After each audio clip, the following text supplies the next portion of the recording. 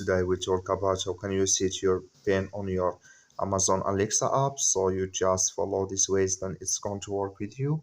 So you just go down, click on this sign down here. So when you just click on this sign here, it's going to take you to this list. It's going to show for you like this. Click here on settings. So then it's going to take you to this list. You click here on your profile and family. So then just switch in here to open with you. Then you will find here profile information. Click on see more, and you just scrolling down here until you will find here pin. Just click on it. So then here can you get started here to create your pin here, or click here on next. So then just switch in here to open with you.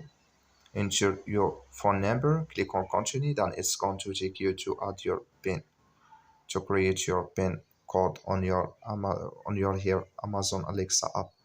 So thank you for watching. Don't forget to support us by liking.